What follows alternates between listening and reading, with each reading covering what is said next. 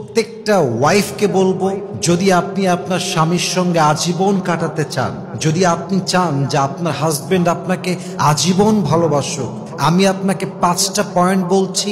এই 5টা পয়েন্টে স্বামীকে কখনো লাঞ্ছিত করবেন না, কখনো আঘাত করবেন না, কখনো কটাক্ষ করে কথা বলবেন না।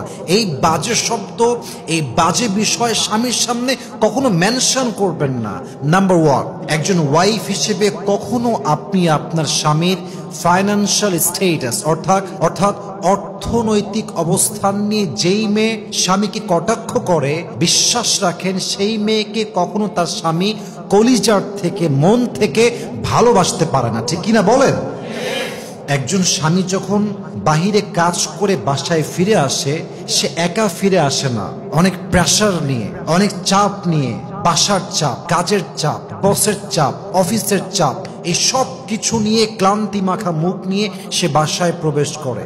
আর আপনি এসে শুরু করলেন, তোমার ইনকাম এত কম কেন, এই কয় টাকা দিয়ে আমরা চলবো কেমনে, ট্যুর করবো কেমনে, ওইটা কিনবো কেমনে, এই শখ পূরণ হবে কেমনে।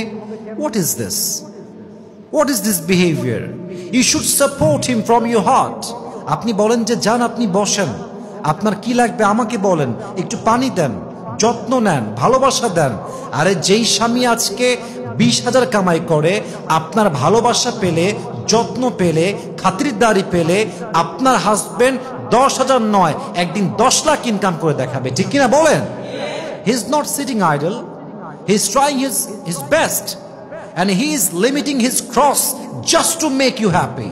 প্রত্যেক দিন স্বামীটা মাথার ঘাম পায়ে ফেলছে বউকে হ্যাপি রাখার জন্য। আমরা যারা জব করি, যারা চাকরি করি, বিজনেস করি, কাজ করি, আমরা আমাদের জন্য সবকিছু করি না, আমরা ওয়াইফের জন্য করি, আমরা সন্তানের জন্য করি। পুরুষ মানুষ মানুষকে নিঃস্বার্থ ভালোবাসতে পারে। ঠিক কিনা বলেন? So please, as a wife, you have to support your husband.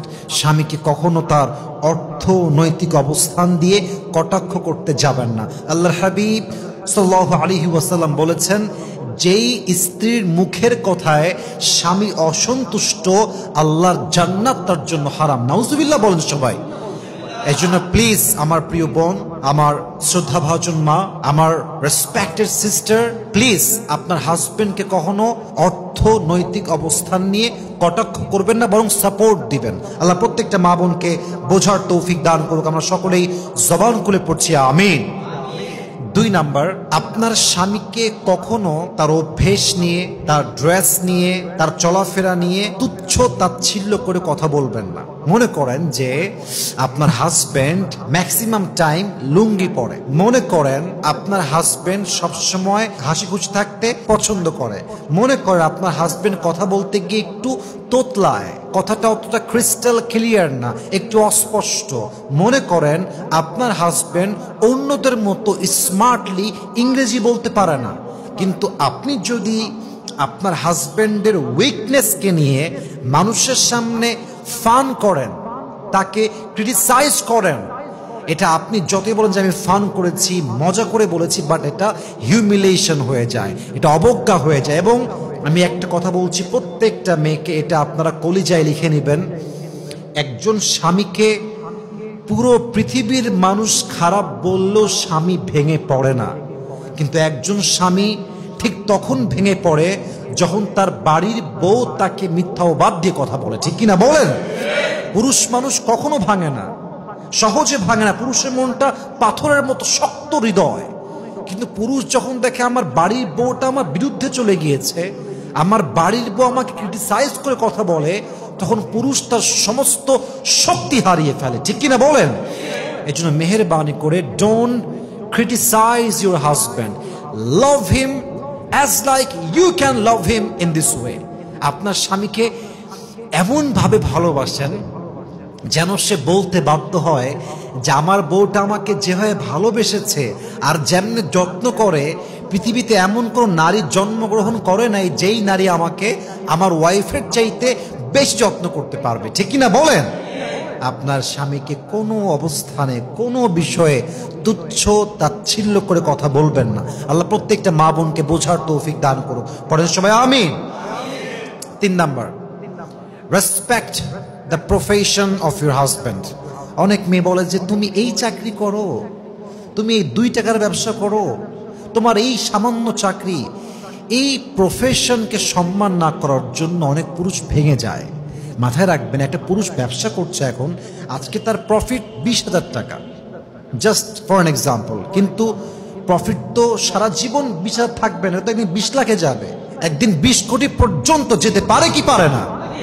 আপনার স্বামী গার্ড হতে পারে, আপনার স্বামী একজন দিনমজুর হতে পারে, রাখাল হতে পারে, রিক্সা চালক হতে পারে। আপনি বলবেন যে যান, আপনি যাই করেন, আপনি তো হারাম কামাই করছেন না, আপনি তো হালালে আছেন।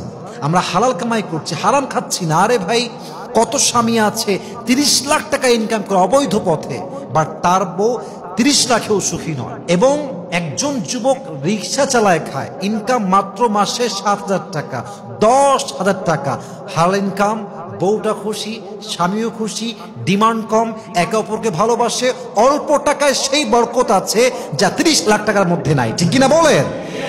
আপনার স্বামীর প্রফেশন নিয়ে কটাক্ষ করবেন না, মাথায় রাখবেন, work doesn't define a man but character does. মানুষের যোগ্যতা, মানুষের কাজ, এটা দিয়ে মানুষকে জাস্টিফাই করা যায় না। মানুষকে ডিফাইন করতে হলে মানুষের চরিত্র দিয়ে তাকে ডিফাইন করতে হবে। ঠিক কিনা বলেন?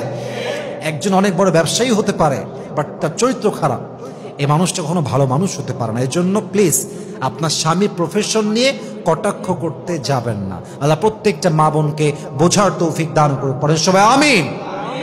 4 number, it's very sensitive. It's very sensitive. I think a lot of women, they have this fault. এটা খুব বাজে একটা স্বভাব। অনেক মেয়ে কথায় কথায় অভিযোগ করে, এইটা নাই, ওইটা নাই, এইটা খারাপ, ওইটা খারাপ, আমার এই বাড়ি পছন্দ না, আমার এই আলমারি পছন্দ না, আমার এই শোকেস পছন্দ না, আমার এই ড্রেসিং টেবিল পছন্দ না, এইটা চেঞ্জ করো, এইটা ভাল লাগে নাই, তোমার মায়ের ওই কথা ভাল লাগে নাই, তোমার বোনকে ভাল লাগে না, তোমার এই কথা পছন্দ না। সারাটা দিন, all the day long she complains a lot. সারাদিন অভিযোগ, এইটা হবে না, এইটা চাই না, ওইটা ভাল লাগে না। এই অভিযোগের জন্য স্বামী একটা পর্যায়ে গিয়ে একদম বিরক্ত বোধ হয়ে যায়, একদম বিরক্ত হয়ে যায়, এবং এই সম্পর্ক একদিন তালাক পর্যন্ত গড়ে যায়। ঠিক কিনা বলেন? ইভেন আপনারা আমার কথায় মাইন্ড করবেন না, অনেক মেয়ে তো স্বামীর মুখের উপর বলেই ফেলে যে তোমাকে বিয়ে করা আমার জীবনের সবচেয়ে বড় দুর্ভাগ্যের বিষয় ছিল। কেন দুর্ভাগ্যের বিষয়? খাওয়ার ঠিক নাই আমার, আমার নতুন জামা নাই, আমার এই নাই সেই নাই, এই জন্য দুর্ভাগ্যের বিষয়। তো লাইফ পার্টনার মানে কি হইল? লাইফ পার্টনার মানে হচ্ছে আমার কম হোক বেশি হোক আমি তোমার সাথেই আছি, আমার কম হলেও চলবে, বেশি হলেও চলবে, বাট তুমি না থাকলে আমার চলবে না। ঠিক কিনা বলেন? এটা খুব বাজে কাজ কারবার, যা আপনার স্বামীর আপনি সবসময় তার বিষয়ে অভিযোগ করেন। মেহেরবানি করে অভিযোগ কম করবেন। যার জীবন, আল্লাহ হাবিব বলেছেন, যেই মেয়ে, যেই মানুষ যত শকর গুজার, যার জীবন অভিযোগ যত কম, তার জীবনটা তত বেশি শান্তিপূর্ণ। সুবহানাল্লাহ পড়ে সবাই। So please don't complain. 4 number, অভিযোগ করতে যাবেন না স্বামীর ব্যাপারে। 5 নাম্বার কথা বলে শেষ করতে চাই, অবশ্যই খেয়াল রাখবেন, যে কোনো মিস্টেক আপনার স্বামীর হতে পারে, আপনার হতে পারে, কিন্তু চাপায় দিবেন না, দোষ চাপায় দেয়, বলে যে এই সব কিছুর পেছনে একমাত্র তুমি দায়ী। আজকে আমাদের একটা কার নাই, তুমি দায়ী। আজকে একটা শহরের জমি নাই, একমাত্র তুমি দায়ী। আজকে আমার ছেলে খারাপ হয়ে গিয়েছে, তুমি দায়ী। What is this? স্বামীকে আপনি দোষারোপ করে কি লাভ পাবেন? ভাগাভাগি করে নেন, যে সমস্যা তোমারও আছে আমারও আছে, আমাদের সলভ করা উচিত। মাথায় রাখবেন যে ভালোবাসার ভিতরে সবকিছু দুইজন মিলে সলভ করতে হয়, একতরফা দিয়ে সবকিছু হয় না, একতরফা দিয়ে সবকিছু সমাধান আসে না। উভয় পক্ষকে সেম লেভেলে এফোর্ট দিতে হবে, সমাধানে আসতে হবে। যদি এফোর্ট দুইজন মিলে দেয়, বিশ্বাস রাখেন মৃত্যু পর্যন্ত এই সম্পর্ক ভাঙতেই পারে না। ঠিক কিনা বলেন? এজন্য একতরফা কখনো স্বামীকে দোষ চাপাই দিবেন না, ভাগাভাগি করে নেন। দোষ যত চাওয়াবেন স্বামী ভালোবাসা তত কমতে থাকবে। আল্লাহ আমাদের প্রত্যেকটা মা বোনকে এই 5টা বাজে গুণ থেকে, 5টা বাজে বিষয় থেকে হেফাজত করুক। আমরা সকলেই মন খুলে পড়ছি আমিন।